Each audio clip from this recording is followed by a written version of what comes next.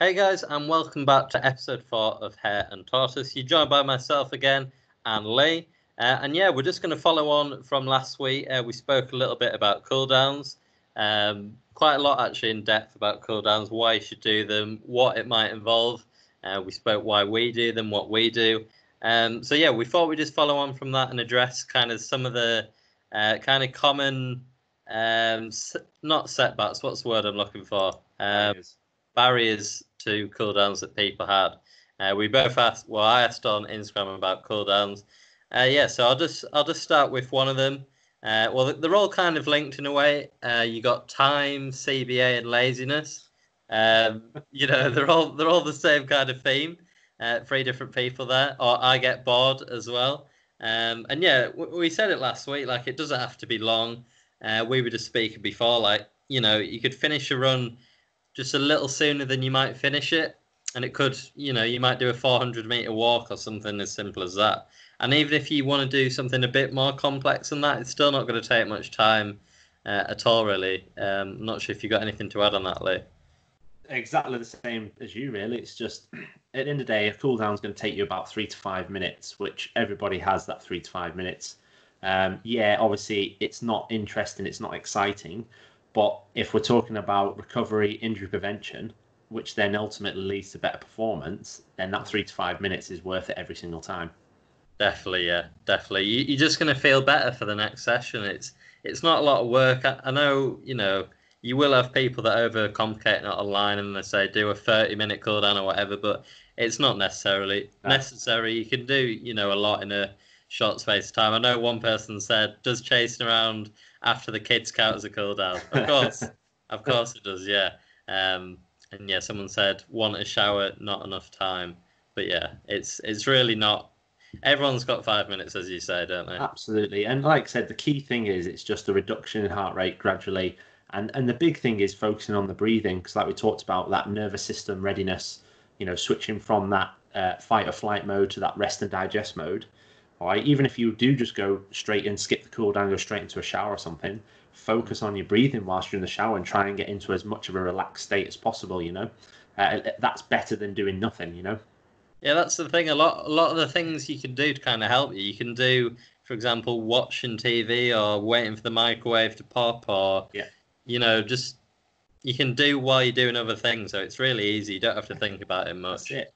And even after you shower, you're still relatively warm. Your muscles will still be relatively pliable. You could even then just do a couple of static stretches after you shower. Yeah. While you're cooling down before you get changed. So you could even do some in the shower. You just got to be careful of not slipping. Yeah, exactly. No, you're totally right. This is it. So there's lots of opportunities to do this sort of stuff. And like we're saying, it's not taking a huge amount of time. So like I said, if you are serious about running and certainly if you're serious about performance, i.e. getting fitter and faster, a cooldown could be a missing link straight away. Definitely, yeah. So to be honest, this whole kind of video today is kind of themed about kind of recovery and sleeping specifically. But yeah, we got cooldowns to begin with.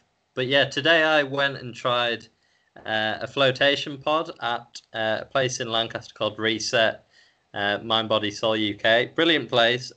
Just open again after COVID restrictions. But yeah, they do flotation pods, saunas, salt rooms, and massages. I went for the flotation pod. I'm sure some of you might have heard of it from like podcasts like Joe Rogan or whatever. But yeah, I'm always looking for new ways to kind of improve recovery and that kind of thing. And yeah, I gave the flotation a pod and it was brilliant. Basically, for those that don't know, I'll put pictures on my Instagram later, by the way, if you want to check that out at Running to Eat More. But yeah, you walk into a room. Obviously, you've got the massive pod there. The guy I was with, who was very nice, told me, this is where you change, this is where you, all the instructions, all the lights and that kind of thing. You open the pod up and obviously you go in, lie down, total relaxation. You've got the option of lights. You can have like calming yellow lights or blue, or the guy recommended is complete darkness, which I went for. And you just kind of in that Zen mode for like an hour of time. There's a bit of music that plays at the start for 10 minutes. And then it's complete silence for the rest of it. But yeah, you basically float in there in this pod essentially. with lots of salts and just chilling. It was really, really good. And yeah, I'd definitely do it again. Almost like meditation. Definitely, yeah, definitely. And And I'd be keen to look at the infrared saunas as well, because they're supposed to be really good for recovery, infrared saunas. definitely, yeah. He said specifically for like athletes, saunas are brilliant, and Yeah. salt rooms as well. I'm not too sure about the kind of benefits, to be honest, but it'll all be worth a little go. And massages as well. Have you tried anything kind of on those lines before or not? I mean, saunas I've always utilised, just one more just because I enjoy it. But again, remember we Yeah, talked about heat is always better for relaxation than cold therapy, and also cold therapy could potentially stunt recovery. So if I am going to use any tools, it's always going to be heat based anyway. But I've always used saunas as well for heat acclimation training for when I've done races abroad. But yeah, I love a good sauna. Like I talked about last week, I love a good hot bath. Again, just for that relaxation element. But as I said, in terms of the infrared saunas, obviously they don't use the same methods as a normal sauna with the heat and the steam. yeah. But they're again supposed to be really good for sparking that recovery. I imagine the salt rooms is probably just more in terms of replenishing sodium and stuff like that lost from when you've just done the activity that you've just taken out before. Yeah, because is it infrared? It targets you specifically instead of the room. It's kind That's of going right. for you. Yeah, that's it. So I think it's just a bit more targeted than the general sort of heat and steam of a normal sauna. Yeah. But yeah, people like Ben Greenfield has been talking about those for quite a long time. Yeah, I definitely want to give that a go. Is there any concern about like radiation? Is that a thing with infrared? To be honest, I'll have to do a little bit more digging on it because it's something that because I've never known anywhere that can sort of utilize it. I've never really researched it that much. But as I said, what I'll do is Ben Greenfield has done a lot on infrared saunas, so I might have a quick dig into some of his stuff. And again, we can always talk about that on another day. Brilliant. Yeah, but yeah, couldn't recommend it enough. If you're in Lancaster or even like a close area, try out Reset. Give any of the services a go. You can book for kind of two people as well if you go into the saunas or the pods as well. So yeah, give it a go. Great little business, and yeah, I'll be back. But yeah, keeping with the theme of recovery, most of what today's video is going to be about is sleep. We obviously discussed it briefly on last week's episode. I myself struggle a little bit with sleep, just kind of waking up in the night. I don't really feel tired a lot of the time, so it doesn't affect me too much, but I'm sure it kind of is without me knowing. But yeah, sleep, there's so much you can talk about. We both did little kind of polls and questions on Instagram. What were your results in your questions, Lee? This is quite interesting because obviously we talked about it before we started the Yeah. video, and on my poll, so we just put out the question of do you get at least 7 hours of sleep a night? And on my poll, there was a good sort of 68-70% of people said they don't. But I obviously know that yours was basically the other way around. Yeah. I mean, I can't say where that was, but Yeah, I mean the thing is obviously different audiences, different people, and obviously we'll talk about it in a bit more detail. But obviously being in bed for 7 hours or being asleep for 7 hours doesn't necessarily always mean that it's quality sleep, which we'll talk about a little bit more. But yeah, it's quite interesting to see that big variance. yeah, definitely. Like, obviously, as you said, there's so many kind of areas you can go into with sleep, and kind of strategies to kind of manage it.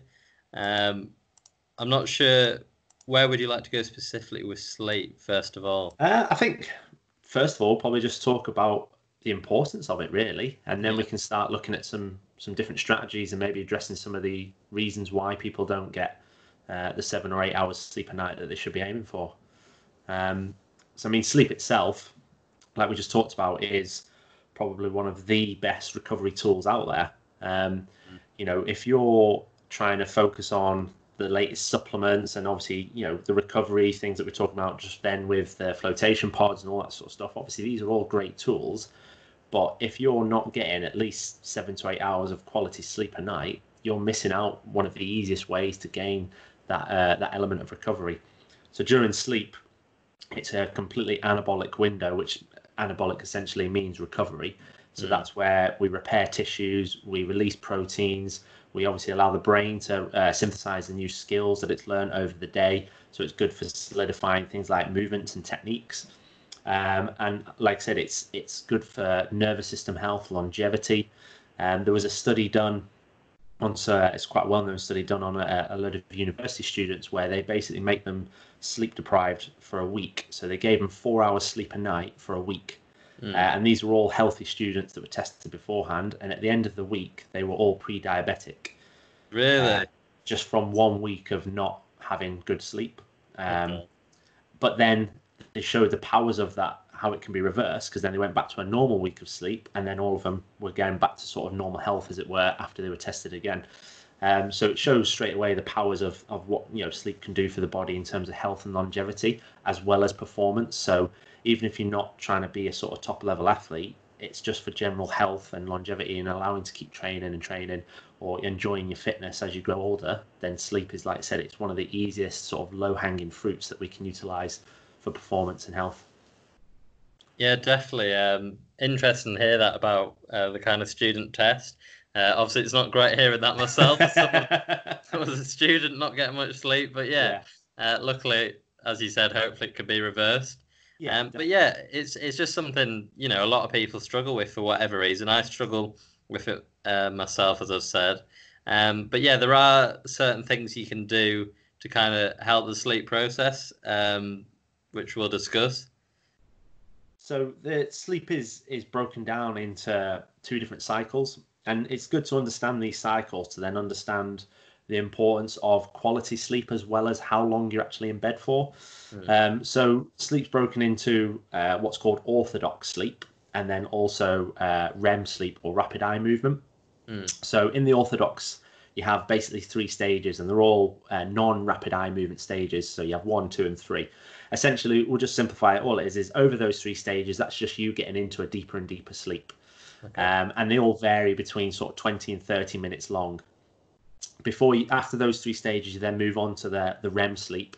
So that's where essentially your brain is awake, but your body is asleep. So that's where you do things like dream and all that sort of stuff. So over those 4 stages, that takes around 90 minutes for that full sleep cycle.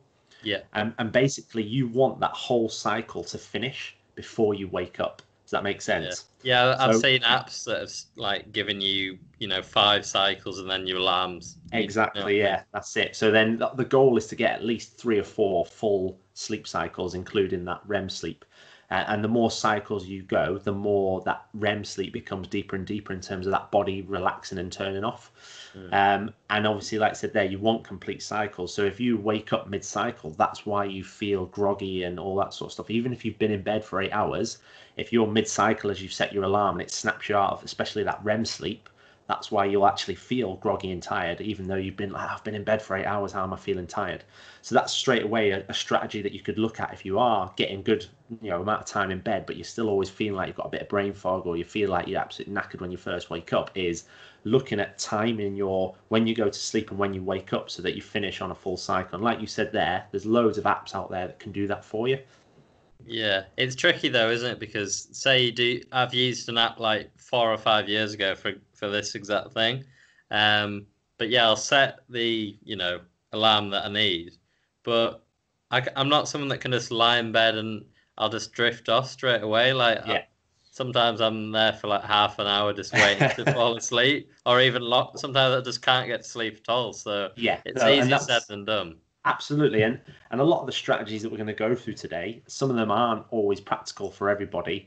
But in terms of if we want to try and get the best out of our sleep, then we have to try and maybe change some of our habits and routines to obviously accommodate these strategies. So in terms of that, like you said there, you're struggling to fall asleep straight away. You can train your body to go to sleep straight away, or start trying to get into the habit of when you go to sleep, within 5 minutes you actually fall asleep.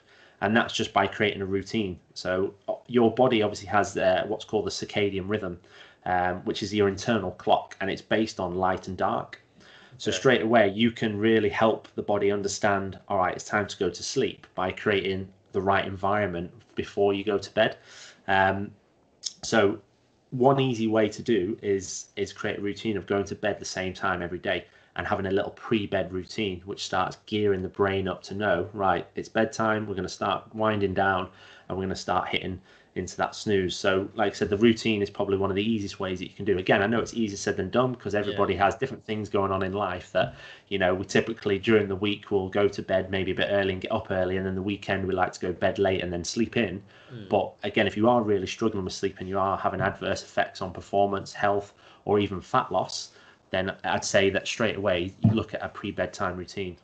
Yeah, I mean, like as you said, some people might not be too bothered about not getting enough Yeah, sleep, or so. But it is for people that really are kind of struggling with it, and it's kind of affected a lot. I'd say that this kind of information is really useful. So yeah, yeah, just something like that, as you said, just setting a routine, setting a time every day. I know, as you said, like it can be tricky. Something could come up, like you might have to take a call, you want to watch a show or something like that.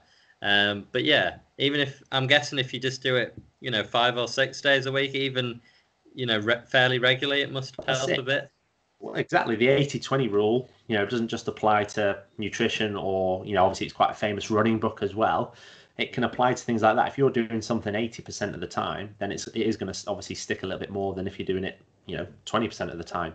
But yeah, absolutely. If you can develop a relatively decent routine consistently, you know, 3-4 days a week, that's still going to be better than having no routine whatsoever. Definitely, yeah. So from there, like I said, the initial routine, there's a few other things that will allow you to, one, help with that routine, but two, maximize the chance of you actually falling asleep as well. Um, so the first one is a big one is blue light. I don't know if you've ever come across that. I, And I literally read something yesterday that said blue light is like a calm. In fact, I think it was Reset because they've got it for the saunas, I think. So right, okay, so yeah, so you're talking about in terms of the shade of a light, like obviously a light shining blue light. right, Yeah, that is very calming in terms of its effects. But the blue light that I'm referring to is what's emitted from screens. So phone screens, right, laptop screens, TVs, and all that. Basically, there's a certain spectrum of light, so frequency of light that's emitted from screens, and it's called blue light. okay, And what that can do is actually disrupt the circadian rhythm. So it's almost like it's an artificial daylight, if that makes sense. yeah, So if you're glued to your screens right up until bedtime, your body almost still thinks that it's still daylight. So then it's not setting itself up ready to go, right, I'm in bed now, I need to switch off. Um, so one way you can help straight away is by trying to avoid screen use for at least a couple of hours before you go to bed, whether that's phones, laptops, or TVs. Which yeah. I know you said you weren't the best at that. Well, no, I think I'd guess it's like 90% of people are probably on their phones just before they go to bed. It's just Yeah, kind of what you do because whether you're speaking to people or looking at the football scores or whatever it might be, it's just what we do. There's very few yeah, people I'd say that go to bed with a book or just yoga or something that's not a screen, basically. yeah. Uh, No, I get that. I know on devices there is now the addition of like night lights. Like on That's this right. PC, there's night lights, and my phone, I'm sure there is as well. I'm not sure how effective they are. Would you say?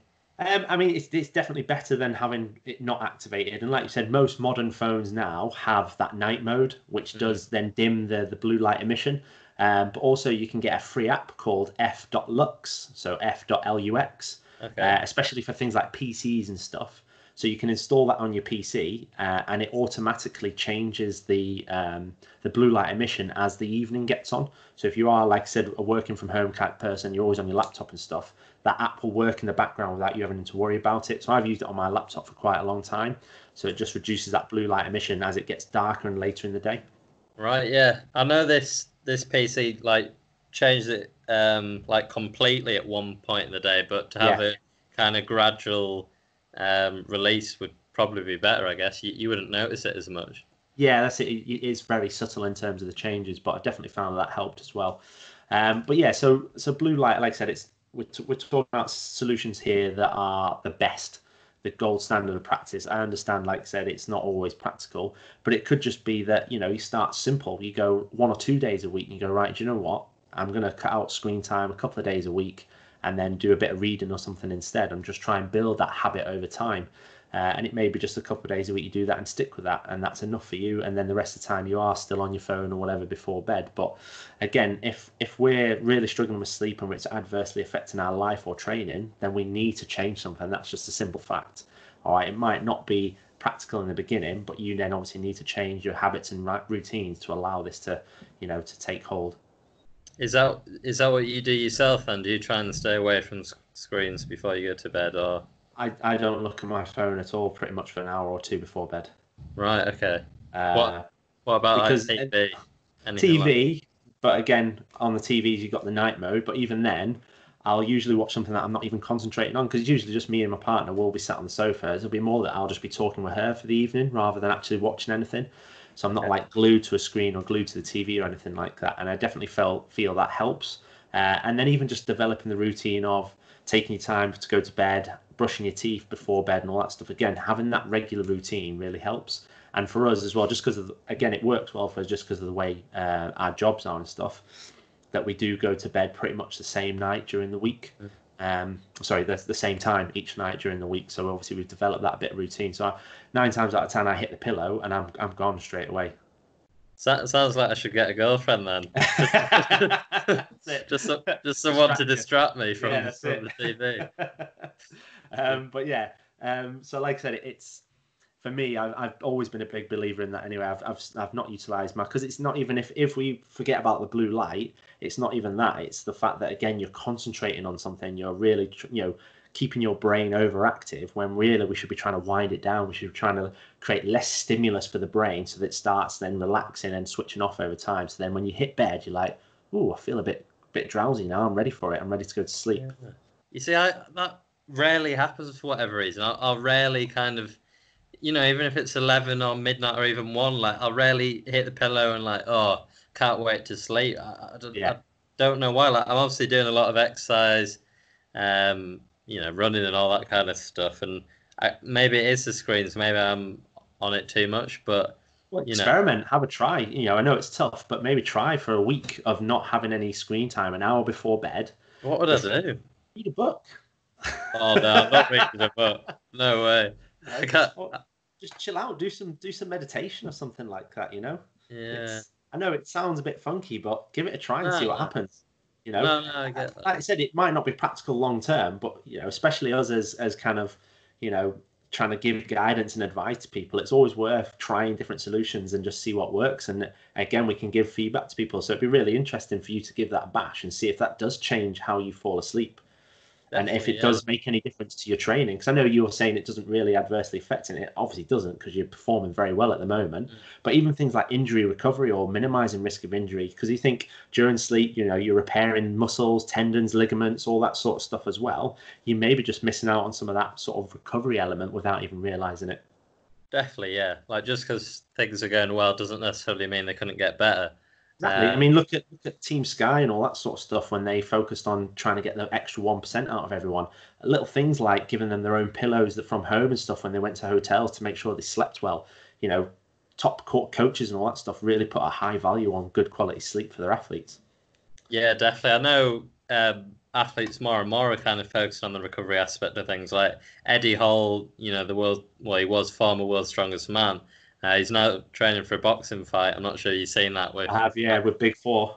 Yeah, but he's like a huge advocate of like recovery and sleep, and he does everything that he possibly can to just get the extra 1% in that kind of area. So yeah, it's as you say, blue light's definitely one of the kind of worst things you could possibly do to stop your sleep.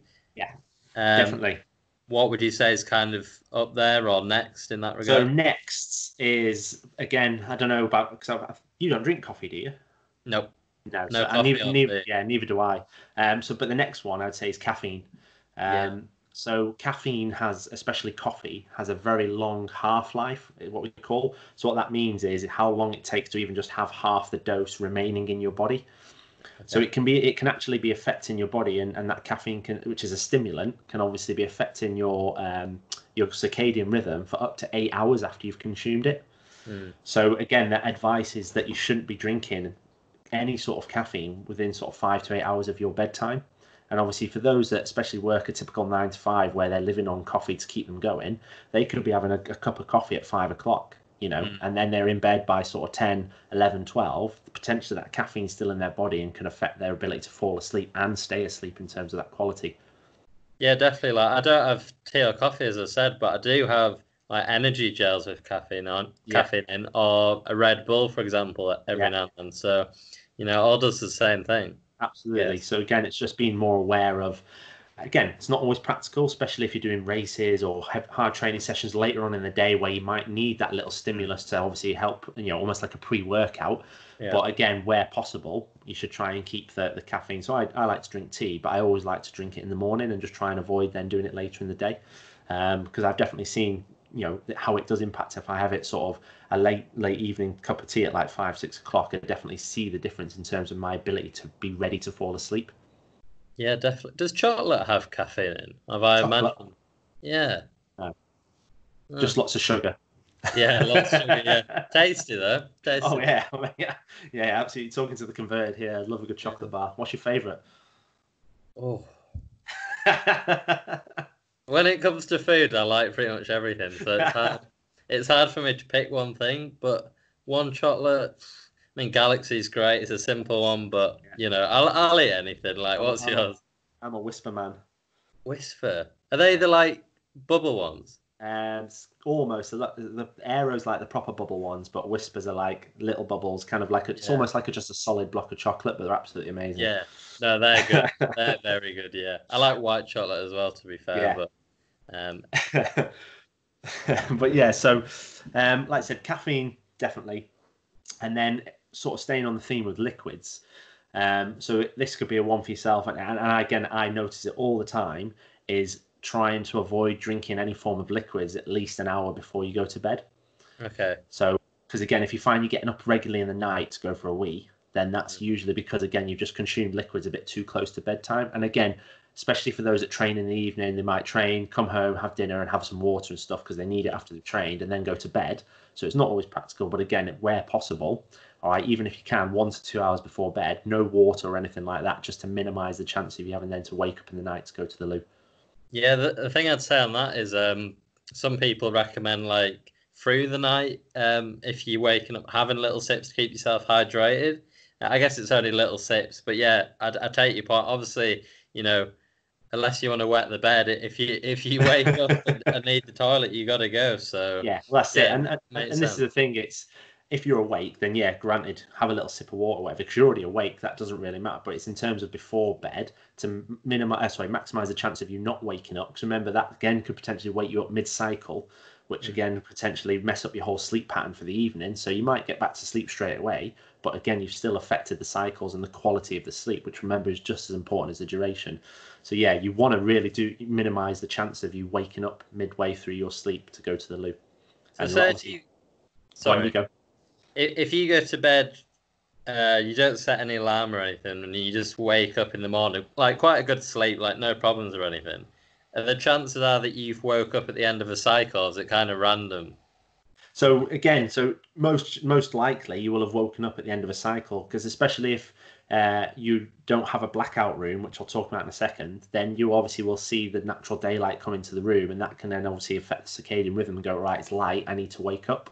Yeah. For me, I pretty much will wake up at the same time every morning if I don't set an alarm.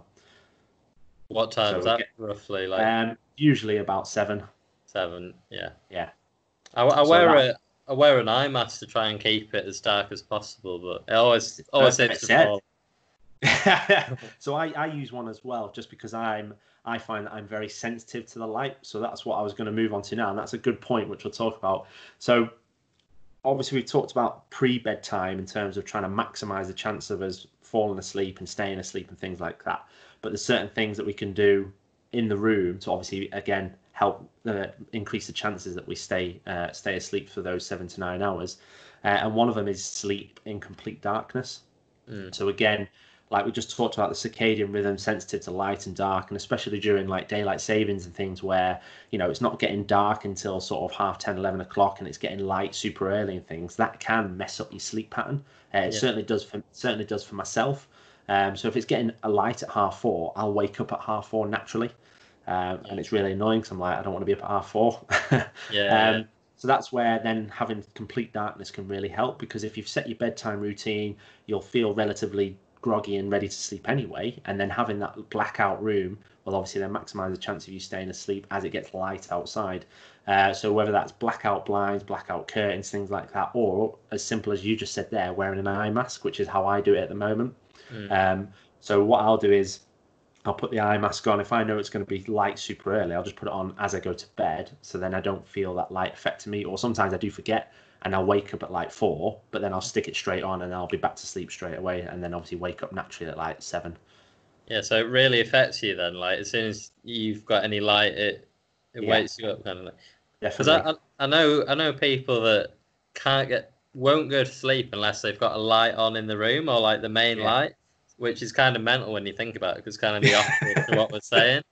But Yeah. it's true, isn't it? Some people. But again, so it might help them fall asleep, but then we've got to talk about quality. So remember, we talked about the 4 cycles. They may find that they don't really go through that REM cycle as much because of the light. So even though they're asleep, it could be affecting the quality of their sleep, if that makes sense.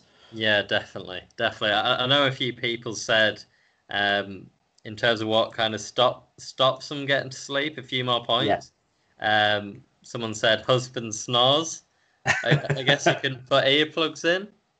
Yeah, earplugs, or there's lots of stuff out there now for the snorer themselves, nose plugs, things like that are non-invasive that they can utilize to stop them from snoring. Obviously, you can have surgery and stuff like that, but obviously we don't want to go down that route if we can avoid it. A bit extreme, Um, isn't it? yeah, but yeah, so there are things that you can do, which are like natural remedies, or like I said, just things like nose plugs and stuff to minimize your partner snoring, or just sleep in a separate room. Definitely, yeah. But yeah, no, you totally. There are things out there to help minimize that happening and therefore increase your ability to sleep. Because I know that's frustrating if it's not your fault. Yeah, a few people said, we've kind of mentioned this, but they wake up frequently. That could be for as a reason we just said. It could be because you need the toilet. It could be because of the light. It could be, The I guess, caffeine. caffeine. Yeah, I guess it could be what you're just kind of unlucky in a way. Like, Absolutely. I mean, there's other things that can happen out, obviously, especially if you've got windows open, stuff like that, out external noise. yeah, Those, again, I'm the same. So if I have a window open, because we live in a cottage, there's a field just next to us with sheep in. So again, if, it's luck of the draw, sometimes I'll sleep through it, sometimes they'll wake me up straight away. And so yeah, I understand that there are other factors that could potentially affect the sleep outside of what we're talking about. But all we're saying here is that these are some of the best practices that could maximize the quality of your sleep and the duration. Like I said, just like anything else, it's very individual. Some stuff works really well for some people, not so well for others. yeah. It's a good alarm that they're having the sheep outside your window. That's You it. know, So then the other thing then in terms of the environment that we can maximize is and obviously you've got a couple of responses in terms of people saying they're too hot, which then leads to yeah, opening the windows, which then obviously leads to external noise, mm, is trying to regulate the temperature of your room. So what the research suggests is that the ideal temperature in the room is 15 to 19 degrees Celsius for good sleep. So obviously, for me, I'm a very warm sleeper. okay, So one way you can maximize that straight away is to sleep naked, because again, it's obviously allows your body to regulate the temperature a little bit better. Obviously, then potentially alternate between the thickness of the duvet for during summer and winter, so that obviously you've got a little bit of a lighter and thinner one for the summer months when it is warmer. So allow you to then keep the room relatively cool without having to then open windows. Failing that, you can also get something that's called a chili pad, which essentially goes underneath your bed sheets, and that regulates the temperature on your body, so it stays at around 15 to 19 degrees. So that keeps you cool even if the room is a bit warmer. right, interesting. Yeah, I completely find that when the room is generally a bit colder or cooler, or just in the winter, my sleep is so much better. Yeah. When I'm really trying to like getting tucked in the bed sheets because it's cold, that I find it quite easy to get to sleep. It's the summer when you kind of warmer and you can't really do too. I know we've mentioned a Yeah. few points, but like I don't have like a thinner quilt or that kind of thing. Yeah. It's definitely a lot harder. So yeah, temperature's a huge one, and Definitely. it can be tricky as we said, like regulating it and getting it right. Yeah. But if you can, just from my experience, I really think that's one of the big factors definitely in getting you Yeah. sleep. Definitely. Temperature is a big one for me as well. If I'm too hot, I will wake up in the night and stuff and be uncomfortable. So it's then it gets to the point where I literally throw the quilt off and I'm just kind of lying there without the quilt on. But the problem with that is, again, I like to have it, even if it's just a little bit of quilt on me. Again, Yeah. I can't really sleep as well if I don't have any quilt on me at all. So Yeah. again, that's just obviously a little tick for myself, is that I have to have, even if it's just over half of my leg, Mm. immediately almost like lets me fall asleep straight away. But yeah, temperature is definitely a big one. And for me personally, like I said, I try and avoid opening the window just because of the external noise. Um, but obviously, other things like that, air conditioning obviously is a good way to regulate temperature. But again, it's obviously, especially in this country, it's very rare that we have air conditioning in our houses, and obviously it's not very good for the environment and all that sort of stuff. But something like a chili pad is worth exploring if heat is really affecting you. They're Yeah. not cheap, but again, it's something that will again help with the sleep. So then, last couple of things. Then obviously we talked about duvets and quilts and stuff. Having good quality mattress and pillows is, again, it just could be a simple thing that's affecting your sleep quality. And obviously exercise as well. Again, not always Yeah. practical, but try and avoid exercising super late in the evening, or as within a few hours of going to bed. Because again, remember we talked about that nervous system response. Mm. You'll be in that fight or flight mode, and you may not have fully switched into the rest and digest mode. So again, you've got things like cortisol and stuff running through your body, which is great for working out, but obviously not conducive for sleep. Yeah, definitely. I was just thinking on the last point as well, going abroad on holiday.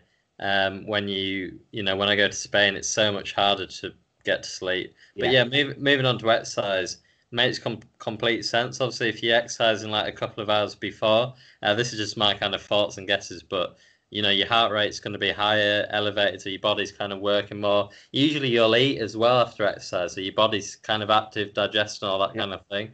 I absolutely. guess you could argue and say.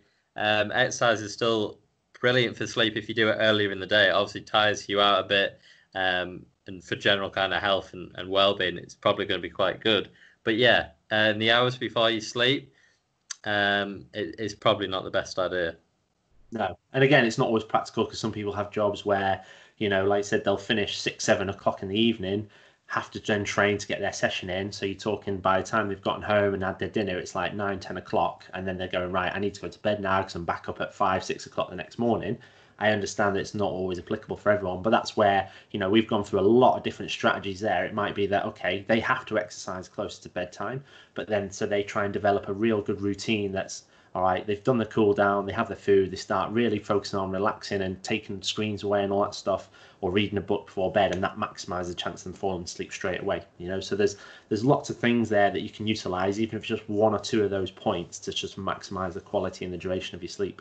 Definitely, it's definitely worth giving some a go, even if it's just Yeah, one. See if it es- works for you. es- And especially as most of the stuff we've mentioned there is free. There's yeah, only a couple of things we mentioned that actually cost you any money. Most of it is just changing habits and routines. yeah, and as you say, like obviously they're like kind of the big hitters, I guess, in terms of sleep. But there are, Yeah, thousands of little tools and different strategies. I know some people take sleeping pills as well. yeah. I don't really know how they work in the body, but I assume they work quite well. So it'll just obviously change or increase the amount of hormones that are resulting in sleep.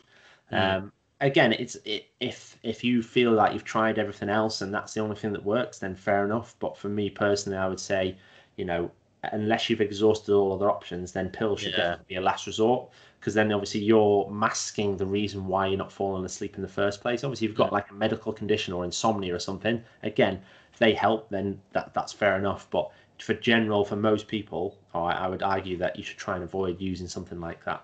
yeah. No, I'd agree definitely. In terms of insomnia, I know it obviously relates to like problems with sleep. Is it literally just problems with sleep, or is it a bit more detailed than that? Do you know? So again, there's different types of it, but generally it's just people struggle to fall asleep.